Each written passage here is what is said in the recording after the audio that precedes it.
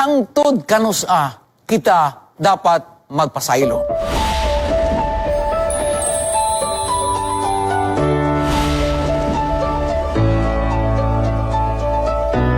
Amahan nga balaan among langit nun nga Dios, gamhanan apan puno sa gugma og kaluoy.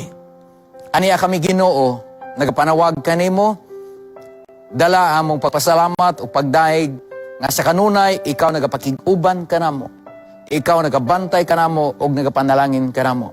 Kami nagahangyo sa makausap pa na ikaw magagiya sa among pagtuon.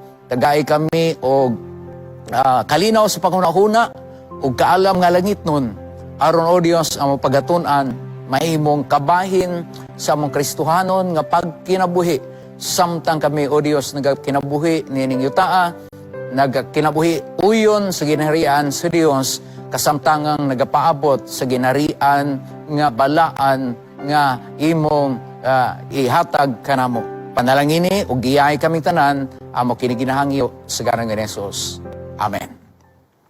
Mga kaigalahan, ako nagatuo nga sa makausa o makaduha o pila ka beses, may mga tao na nakapasakit kanato. May mga tao nga murag nakahatag kanato og kapandulan. Nakasakit sa atong balatian og nakatandog sa atong garbo og nakapasipala kanato. O kita nagahuna-huna, hangtod kanusa, kita magpasaylo niya ng tawhana. Kaysa dili lang makausa, makaduha, pipila ka beses, murag ka na nga kasinitian, ato matagamtaman sa usa ka tawo nga murag nay kasuko, nay kasilag, o nay pagdumot ka na to. Ang pangutana, hangtod kanusa, kita dapat magpasaylo. Si Pedro, sa mao nga kahimtang, naisuliran, ngani niduol siya sa kang Kristo. Perhaps Peter has been slighted several times by one of the disciples.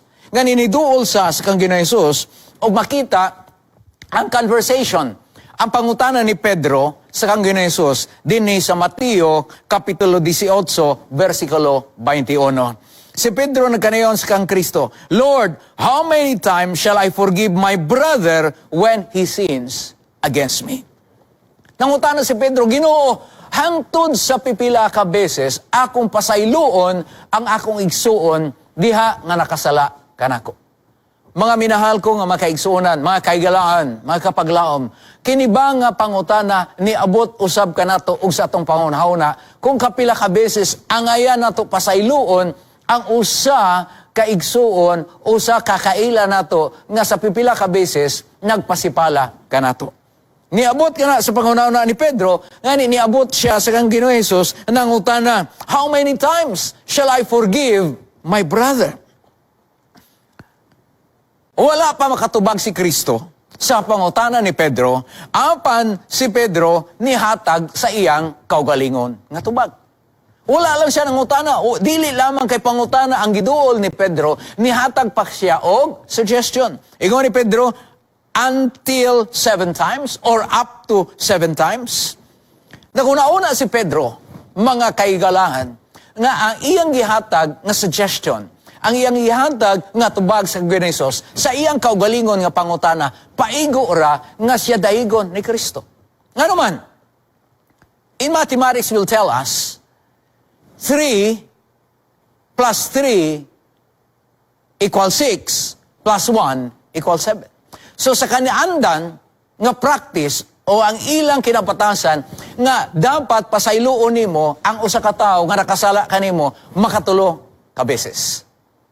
Bisan sa atong kultura, bisan sa atong kaugalingon nga context, murag masabtan nato si Pedro. Kaya nga naman, naanad man punta nga giihap ka ni tagkuana, tulo, 1, 2, pagka-3 sana, piti.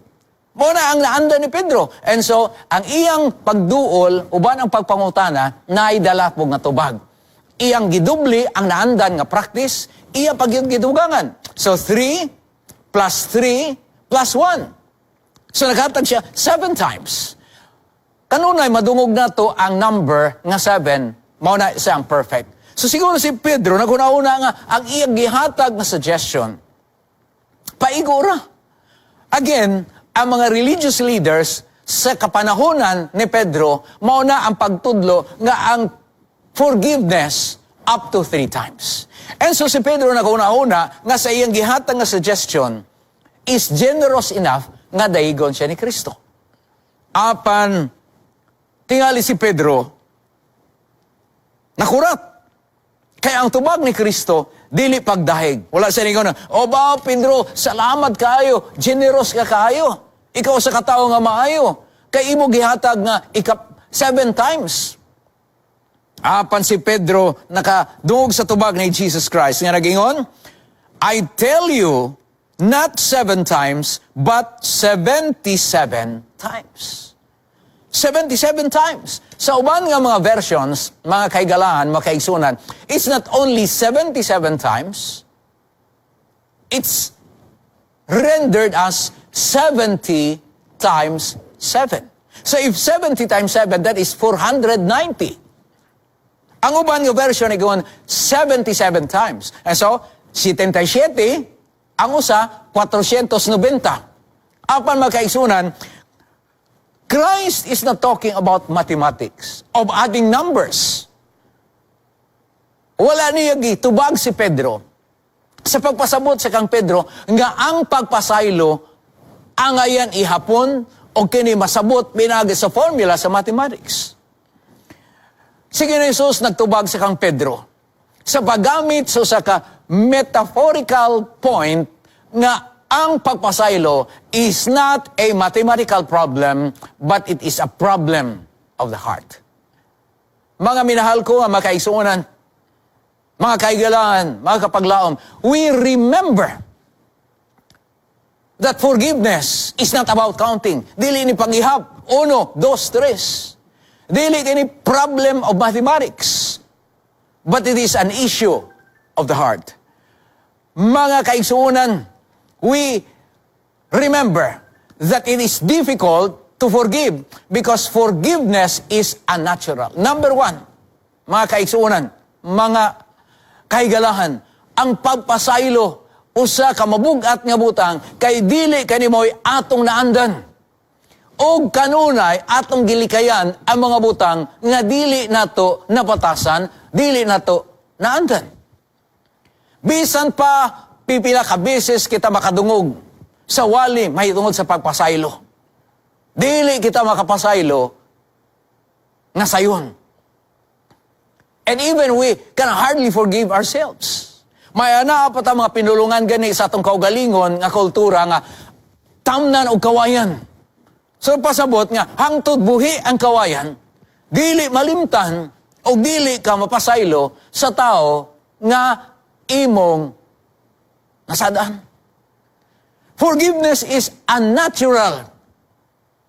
And that is why, ang pagpasaylo, usa kabutang nga dili suliran sa mathematics, kundi suliran kini sa kasing-kasi. Sumala sa sinulat ni W.H. Auden, I and the public know what all school children learn. To those whom evil is done, do evil in return. Kung unsang gihimo sa kanimo nga dautan, naturally, ang imong himuon ang pagbalusad sa dautan. Natural, that's natural. Ang pagpasaylo, again, dili na kinaandan o natural nga kinaya sa tao. Kay kung kita buhatan og dautan, ang natural po nato nga buhaton, ang pagbalusad og dautan. That is also, somehow, makita na to sa principle sa Bible. Ganag ka na yun, an eye for an eye. Ha? Sa Old Testament, ang law of lex talionis, the law of revenge or getting even, ka na yun, an eye for an eye and a tooth for a tooth. Mata sa mata, ngipon sa ngipon. Kung unsang imong giutang, mausad ang imong ibayad. Kung ikaw nang utang o kinabuhi po ang imong ibabayad. Kita nagkinabuhi mga kaigalahan sa kalibutan nga pagpanimalos. It's a dog eats dog world. Kung sa ang imong giutang, mausa ang imong ibayad. Kung unsang imong kapakyasan, mao sa na imong dapat punan. Apan kung kita magkinabuhi sa prinsipyo, an eye for an eye, a tooth for a tooth, this will make the whole world eventually blind. Muna ingon ni Gandhi. Ingon si Gandhi, kung kana nga prinsipyo sa kinabuhi atong ipadayon, mata sa mata, ngipon sa ngipon, mag-abot ang panahon, nga tanan kita, mga buta, o wa na'y mga ngipon. Nga naman, because of that principle, nga pagpanimalos. Ingon ang balang kasulatan, we must resist evil. Do not resist evil or pay back evil for evil, but pay back evil for good. Kung kita gibuhatan og dautan ang atong ibayad, unsa? Maayo. Mo gani nga sa atong kasaysayan nagkanayon nga kung labayon ka og bato, imong balusan og pan. Ang pan, ang uban, to make it more sensible, ingon siya nga, kung labayon ka og bato, imong balusan pud og pan nga pinagahi. That's natural. Mo ang nature sa tao nga kung himuan ako og dautan, panamas-tamasan, manimalusan ko. Apan ang Biblia, ang prinsipyo sa ginharian sa Dios ng kanayon, overcome evil with good. Atong daugon ang maayo, ang dautan, pinagi sa pagbuhat sa maayo. Ikaduha, nga punto may tungod sa pagpasaylo. Number 1, forgiveness is a natural. Ang pagpasaylo, dili nato kinaandan nga buluhaton. Ikaduha, ang pagpasaylo is unfair. Dili makiangayon. Before you come to judge me, let me continue. Why unfair? Because if we seek fairness, we can never forgive. Dili makiangayon. Kaya nga naman, kung atong gipangita ang makig-angay, makig-fair kita, dili kita makapasaylo. Again, that is very unnatural because forgiveness is unfair. Kung pakigpatas lang iyong pangitaon, kung nasindulan ka gamay, makisindol pa ka, kung napiktan ka, mapitikpog ka, kung giinsulto ka, manginsulto po ka, that's fairness, as we say. But that is not forgiveness. Mga minahal ko na makaigsuunan, nakaigalahan, forgiveness is not about fairness. But forgiveness is the willingness nga bisan gihimuan ako og dautan, gihimuan ka og dautan, ang imong buhaton maayo ra gihapon. And that is forgiveness. And again, that is natural. I mean, that is unnatural. Dili na mo inaanda nato nga kinaiya.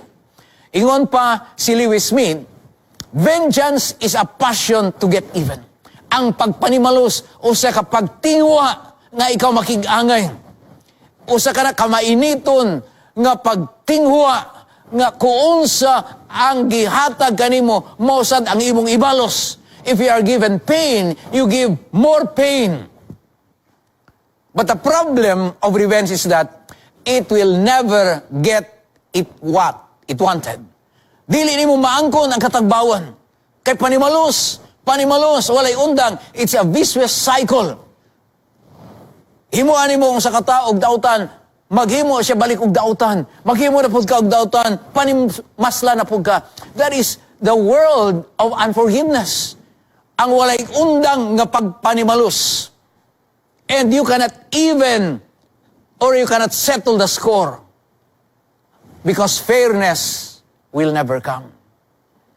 Mga minahal ko, mga kaigsunan, why we should forgive? Ngano kinahanglan kita magpasaylo? Because it is central to our faith.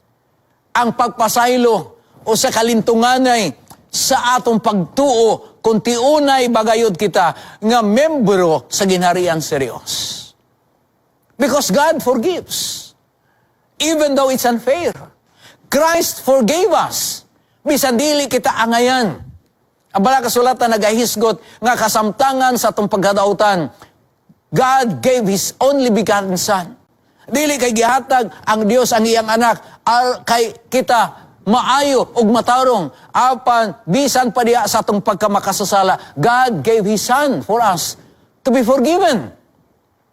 If forgiving is unnatural, ang pangutana, why would God require it from us? Because forgiveness is a sign nga kita kabahin sa ginharian sa Dios. Let me give you an example. We should forgive because we have been forgiven. Angayan kita magpasaylo o dapat kita magpasaylo, mga kaigsuunan, mga kaigalahan, tungod kita pinasaylo. Kung imong basahon sa pagpadayon, ang kasaysayan sa pagtubag ni Ginoong sa pangutana ni Pedro, mahitungod sa pagpasaylo, kung kapila o hangtod gayod kapila ang usa ka tawo makapasakit kanimo og ikaw dapat magpasaylo. Ingon ni Ginoong sa kang Pedro, therefore the kingdom of heaven is like a king who wanted to settle the accounts with his servants. Ingon si Ginoong sa kang Pedro, ang ginharian sa langit sama sa usa ka hari nga gusto makigsettle sa iyang account sa iyang mga sulugoon. O verse 24 na kanayon, as he began the settlement, a man who had owed him 10,000 talents was brought to him. May usa kasulugoon sa hari nga nakautang kaniya og 10,000 ka mga talento. Verse 25, since he was not able to pay the master, he ordered that he and his wife and his children and all that he had be sold to repay the debt. Kay dili man makaya sa maong sulugoon nga mabayran ang iyang utang nga 10,000 ka mga talento, iyang gimando sa hari nga kining tawhana ibaligya ang iyang asawa, ang iyang anak, ang mga kabtangan, ang iyang panimalay aron mabayran niya ang utang. Remember, kini sambingay.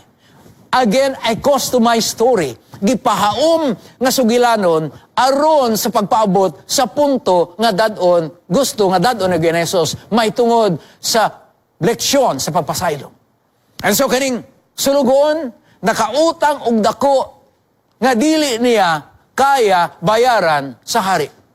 Nga ang hari nagmando nga ibaligya ang asawa, ang mga kabataan, og tanan niya nga butang, aron ikabayad sa iyang utang. Verse 26, ang maong sulugoon, naghangyo, nagpakitluoy, niluhod, atubangan sa hari, naghangyo, Senyor Hari, palihog, ayaw in taon, tagay lang ko og panahon, dili baligya ang akong asawa, akong mga anak og kaptangan, tagay pa ko og dugang nga panahon aron ako mabayaran akong mga utang. He begged, napakitluoy. Sumala sa pagpadayon sa maong sambingay, the servant's master took pity on him and canceled the debt and let him go. Ang hari naluoy, no? The servant fell on his knees, nagpakiluoy, naluoy ang hari, iyang gikansel ang tanang utang o gipalakaw ang mga utangan nga sulugoon. Verse 28, but when the servant went out, ang maong sulugoon nga gipasaylo sa iyang utang, sa iyang pagawas, iyang hikaplagan, ang iyang masig kasulugoon nga nakautang kaniya og 100 dinari. Remember, 100 dinari. He grabbed him and began to choke him. Pay back what you owe me, he demanded. So remember, nga kaning sulugoon, nautangan siya og 10,000 nga talento. Ang usa kasulugoon nakautang sa maong sulugoon og 100 dinari. Hinumduman na to, mga kaigalaan, mga kaigsunan, nga kining sulugoon nga dako og utang sa iyang hari, sa iyang agalon, nga dili niya ang kaya bayran, gipasaylo sa iyang utang. Apan sa iyang pagula sa mong gambalay o sa ginarian, iya nakita ang iyang masing kasulugon nga nakautang kaniya o gamay lang sa lapi. Apon sa gihimo, iyang gidakop, iyang gituok, o iyang ingnan, bayari ang imong utang kanako. Verse 29, his fellow servant fell to his knees and begged him, Be patient with me, and I will pay you back. Ang sulugoon nga nakautang sa iyang isig kasulugoon, naghangyo, nagluhod, palihog, tagaipog ko og panahon, aron mabayaran ako ang akong utang. Remember, maong sulugoon nga gipasaylo, nagluhod-luhod pod atubangan sa hari. Karon, ang iyang isig kasulugoon, sama ang gihimo, nagluhod, aron magpangayo og dugang nga panahon. Kining sulugoon nga pinasaylo sa iyang pagluhod o pagpakitloy, gipasaylo sa hari, bisan unsa kadako sa iyang utang. Ang iyang isig kasulugoon, mausad ang iyang gihimo nga nagluhod, nagpakitloy, apan ang kalahian, mga higugma ko, mga kaisunan o mga kaigalan. He refused. Siya nagdumili, versikulo 30, siya nagdumili sa pagpasaylo sa iyang masig kasulugoon nga nakautang. Instead, he went off, he had the man thrown into prison. Iyang gipalabay, kining tawhana dito sa baylangguan, hangtod siya makabayad sa iyang utang nga 100 dinari. Dili kayo dako nga kantidad. Apan hinunduman, kanang sulugoon nga dili andam magpasaylo. Nakautang og utang nga dili niya kaya bayaran, apan pinasaylo siya sa hari. Nan karon, ang iyang isig kasulugoon nga nakautang kaniya o gamay lang nga salapi, dili niya kaya pasayloon. Nagkanayon ang parable. When the other servants saw what had happened, they were greatly distressed. Sa nakitaan sa uban nga mga sulugoon, kung sang gihimo nining sulugoon nga gipasaylo sa iyang dako nga utang, nga iyang gipalabay sa bilangguan, katong iyang isig kasulugoon, nga nakautang kaniya o gamay nga salapi, nag-report sila. They were greatly distressed and told their master everything that had happened. Iyang ilang gitugan sa iyang agalon. Sa ilang agalon. 32, nagkanayon. Then the master called the servant in. You wicked servant! I canceled all the debt of yours because you begged me. Ikaw, walay puangod nga sulugoon. Akong gikansela, akong giwala ang imong tanan nga mga utang. Kay ikaw naghangyo, kay ikaw nagpakaluoy kanako. Dili ba ikaw dapat nga may sama nga kaluoy sa imong isig kasulugoon? Ngano wala nimo kini gihimo? Verse 34, in anger, his master turned him over to the jailers to be tortured until he should pay back all he owed. Ang lingtunganay sa maong sambingay, mga kaigalahan, mga kaigsunan, aniya sa versikulo 35. This is how my heavenly Father will treat each of you unless you forgive your brother from your heart. Ingon ni Kristo, sa iyang panapos, sa iyang sambingay, giingnan ang mga tinunan, ilabi na si Pedro, ingon ni Jesus, mao kini ang akong amahan nga nasa langit, unsao niya pagtratar kanato o kaninyo, hangto dili kamo makapasaylo sa inyong igsuon, gikan sa inyong kasing-kasing. Again, mga inigugma ko makaisunan, ato makitaan din mga kapaglaom, mga kaigalahan, nga si Jesus naghisgot nga ang pagpasaylo o sa ka-isyo nga nagapanukad sa kasing-kasing so sa katao. Si Kristo naluoy kanato. Si Kristo may kabalaka kanato. Nga bisan unsa kadako sa atong sala. Dili kita angayan pasayloon. Apan tungod sa iyang gugma, tungod sa iyang grasya, kita nakaangkon o kapasayloan. Nan karon, kung kita pinasaylo sa utang nga dili nato kaya bayaran, dili ka kita makapasaylo sa mga kaigsuonan o atong higala o kinsa man nga nakasayop ka nato. Nga kung ikumparar, gamay ra nga utang. Kaysa atong utang sa Ginoo sa Dios nga dili nato kaya bayaran. Makapangutana kita, nining sugilanon, that is injustice, unfair sa maong sulugoon nga gipasaylo o dili andam nga magpasaylo. Apan makaigsunan, ang kaagi sa maong sulugoon nga pinasaylo, nga dili andam magpasaylo, mausab ang akong kaagi, mausab ang akong eksperyensya, kung ako dili andam magpasaylo. Tanan kita makaigsunan, mga kaigalan, mausab ang kinaiya, kung dili kita andam magpasaylo sa mga tao nga nakasala, nasayop, o nasipyat ka nato, kung dili kita andam magpasaylo, sama usab kita sa sulugoon, nga dako og utang pinasaylo apan dili andam sa pagpasaylo sa iyang masig kasulugoon nga gamay ra og utang di kaniya.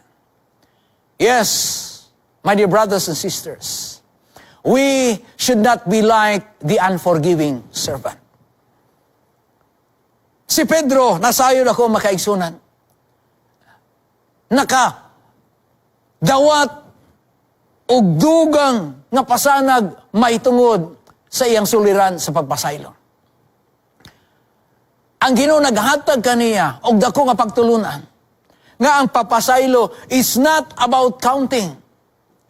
Dili lang paghihap. It's not mathematics. Ngayon naman mo 1, 2, 3, until 7, or until 70 times, or until 77 times, or until 490 times. No, it's not about math. It's about forgiving from the heart and not counting. Kaya nga naman, mas pinasaylo kita sa dako nato nga utang serious. Nga ang kabayaran kinabuhi sa anak serious. God had already forgiven us. Pinasaylo na ta, makaigsunan, mga kaigalahan serious. Sa utang nga dili nato kaya bayaran.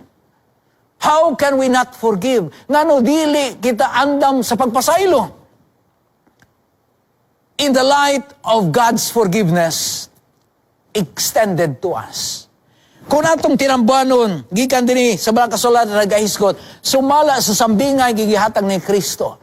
Ang atong sala mas bugat o murag usa kadako nga bukid nga gipas-an ni Kristo.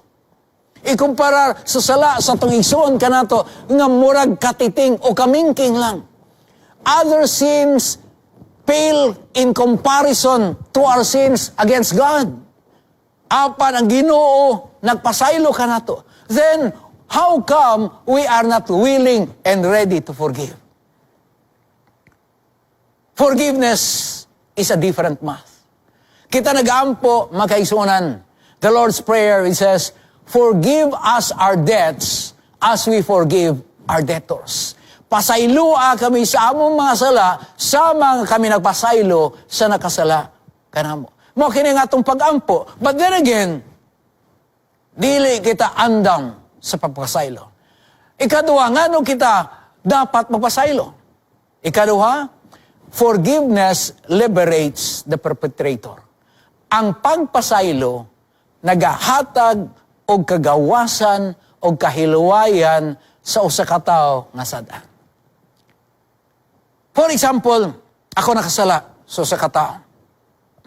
O bisan unsa na akong pangayo og pasaylo, bugat sa tawo nga ako nasad-an, ang pagpasaylo kanako, nga dili niya madawat ang akong pagpangayo sa pagpasaylo. Sa akong konsensya, magahatod ka na og kabugaton nga ako sa katao nga dili pinasaylo. And so murag ako kanang dalon nga guilt, although eventually kanaunta nga pagpasaylo iya sa Ginoo bisan dili nato pasayloon ang usa ka tawo, apan usahay magabugat gyud sa atong pangunahuna nga ako sad-an og dili pinasaylo sa usa ka igsuon nga ako nasad-an. So mag-abot murag guilty ta. Apan kun ang usa ka tawo nga nakasala mangayo og pasaylo og imong pasayloon kana makahatag og kagaan siyang panghuna-huna o konsensya. Dili siya magapasan so sa kakabugaton sa iyang guilt o sala kay imo naman gipasaylo. And sa ang papasaylo makaigsunan ngano kinahanglan kay kini makahatag og kagawasan, kahilwayan o kagaan so sa katao nga sad-an. If you have forgiven him. Forgiveness does not settle all questions of blame and fairness. Again, ang punto, ang pagpasaylo dili nga kani o kani fair ning pasayloon ko kay fair ni and just ni, nga hustisya ni nga ako pagahimoon. No. It's about allowing the person to heal sa broken relationship and to start all over again. Mo ka na, mga kaigsunan, mga kagalan, nga ang pagpasaylo, makahatag so sa katao, nga nakasala, o kahigayunan, nga maayo ang samad sa balatian, nga maayo ang dili, maayo nga pagtinagdanay, o kini makahatag o kahigayunan sa usa ka bag-o nga sinugdanan. That is why it's important to forgive, because even God is a God of second chances. Makahatag og di kaduha nga kahigayunan, makahatag og second chance. Ingon pa si Solzhenitsyn, it is not our capacity to think. Dili ang atong kapasidad, ang paghunahuna, ang pag-rationalize, ang paghatag og rason, nga makahimo ka nato nga mga tao apan ang atong kapasidad sa pagpasaylo. In other words, it is not our rational thinking that differentiate us from the animals, but it is our capacity to forgive. Only humans perform the most unnatural act. Ang mga tao lamang makahimo sa dili makiangayon nga buluhaton o dili naandan nga buluhaton o gusto niya na ang pagpasaylo. Because forgiveness transcends the relentless nature of revenge. Ang pagpasaylo mao ang pagdaog sa tingwa sa pagpanimalos. Kung kita tinuod nga mga anak sa Dios, nga miyembro o mulupyo sa ginharian si Dios. Mulupyo sa ginharian nga umalabot ang atong pagkinabuhi, mga kaisunan, kabahin na sa ginharian sa Dios nining presente nga panahon. Atong mainumduman ang kasaysayan ni Pedro. Si Pedro siya nga siya gisultian ni Ginesos. Si Ginesos na iyon kang Pedro, sa dili pa magtilaok ang manok, makatulong ka beses, imo na ako. Yun sa, gidinay, igipanghiwala. Ingon ni Pedro, dili na siya, mahitabo, Ginoo. Ako nagasaad nimo. Ha? Ako magasaad nimo. Nga dili tagyud ka, biyaan, dili tagyud ka, talikdan. Ingon ni Jesus Christ, Peter, before magtiktilaok ang manok, makatulon ako nimo, ipanghiwala. Ingon si Pedro, dili, Ginoo, dili na mahimo. Apan makaisunan sa kasaysayan ni Pedro sa Lucas 22, 21 sa 61 o 62. Ato mabasa diha, nga si Pedro, gipanghiwala niya si Kristo.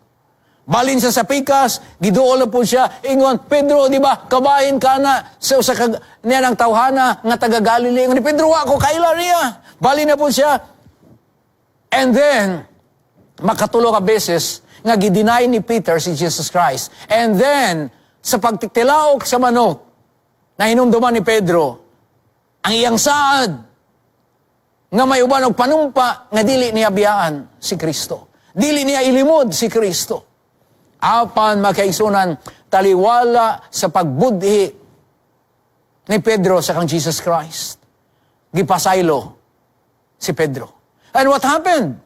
Peter became a faithful messenger of truth because he was forgiven.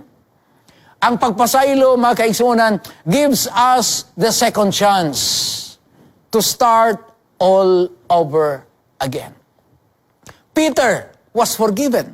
Si Pedro napasaylo, mga kaigsunan, og mao nga siya nakaangkon o ikaduha nga kahigunan nga siya magtulid sa pag-alagad nga matinudanon si Ginoo. Ikaduha nga punto, dili lamang kay ang tao nga gipasaylo makahatag kaniya og gagaan o kagawasan, it is even ourselves nga nagpasaylo mo'y makaangkon og kagawasan. Forgiveness liberates us. Makahatag ka na to og kagaan. Makahatag ka na to og kapasayloan ang pagpasaylo. We forgive not merely to fulfill the higher law of morality, we do it for ourselves. Nga ni mga kaigsuunat, mga kaigalaan, ang pagpasaylo makahatag og kagawasan dili lamang sa pasaylo. Apan sama usab kita nga nagapasaylo, we will be liberated from the burden of hate. Mga kaigsuunan, let us remember that we have been forgiven. If we are not ready to forgive, tingali wala pa nato maangkon o makasinati ang pagpasaylo sa Dios kanato. When we cannot forgive, maybe we haven't experienced forgiveness ourselves. Mao na ang punto nga angayan nato huna-hunaon. Kung kita nakaangkon og kapasayloan, nagapaila makaigsunan nga kita na bag-o ni Kristo. Bag-o nga katawhan na ay kasing-kasing nga giilisan gikan sa kasing-kasing nga madulumtanon, kasing-kasing nga may pagpanimalos kay mapunan sa kasing-kasing nga puno sa gugma. Kung dili kita andam sa pagpasaylo, kung dili kita andam sa pagpasaylo sa atong usa ka igsuon nga nakasala kanato, remember how we were forgiven much more than we deserve. Ang atong sala, sama sa kadako nga utang, nga dili angay pasayloon, apan ang Dios nagpasaylo kanato tungod sa iyang gugma, alang kanatong tanan. Akong ibilin nini kagabihon, that the only remedy that could help us forgive is to realize that God has forgiven us. Akong balikon, ang makatabang lang kanato sa pagpasaylo sa atong igsuon nga nakasala kanato, mao ang paghuna-huna o ang pagdawat nga kita pinasaylo ni Kristo, pinasaylo sa Dios bisan dili kita angayan pasayloon. Mga hinigugma ko nga mga kaigsuonan, mga kaigalaan, mga kapaglaom, ang pagpasaylo dili natural nga kinaya sa tao. Apan ang pagpasaylo mahimong kabahin nga kinaiya sa tao nga nabag-o diha sa ginharian si Dios. Si Pedro nakaangkon sa bag-o nga kinabuhi diha nga pinasaylo ni Kristo. Bisan siya nagbudhi, nagpanghiwala, nagtraidor, nagbetray sa kang Jesus Christ, he was forgiven. And he became a new person. Sama usab kita, mga kaigsuonan, kung kita nakaangkon sa kapasayloan, kung kita nakasinati sa kapasayloan, nga gitunol sa Dios ug atong kanagidawat, bisan unnatural ang pagpasaylo, mahimo nato ang pagpasaylo. Kaya nga naman, kita pinasaylo sa utang nato sa Dios. Ang kinabuhi nato gibayran sa Dios. Aron ang silot sa kamatayon dili matua kundi ang kinabuhing dayon mao ang iyang gasa. Ningtak na sa gabihon ako hangyoon nga kita tanan mamalandong unsa kadako sa utang nato sa atong kasalanan nga gipasaylo sa Dios, gipasaylo pinagi sa kang Kristo. Ngano man dili kita andam sa pagpasaylo sa atong mga kaigsuonan nga nakasala kanato. Akong iampo nga itugyan nato atong kasing-kasing nga ilistan kini sa Dios nga ang kapasayloan nga atong nadawatan andam pod nato ikatunol sa uban. Akong gihangyo nga kitang tanan ituko nato atong mga ulo o kita magampo. Amahan nga balaan among silimbahon nga Dios, sa makausapa amo kang ginadayeg ug pasalamatan sa kapasayloan nga imo gitunol kanamo, gihugkasan mo kami sa among mga kasalanan ug ikaw nagkuha sa kamatayon nga silot alang kanamo, imo kini gikuha pinagi sa dugo ni Kristo sa Kalbaryo sa krus. Hinaot among batnan kaning kapasayloan nga imo gitunol kanamo og kami maka pasaylo usab sa among mga kaigsuonan nga nakasala kanamo. O Dios, bag-uha nga among tagsa-tagsa ka mga kasing-kasing nga anda magpasaylo sa mausab nga kami mga pinasaylo aron o Dios makitaan sa makatawhan nga kami katawhan sa imong ginharian, lahi kay sa katawhan sa kalibutan. Salamat nga ikaw nagadungog sa imong pag-ampo, amo kini ginahangyo tungod lamang sa ngalan ni Jesus nga manluluwas. Amen. Ang Dios magapanalangin kanatong tanan, and sa makausapa, good night and God bless us all.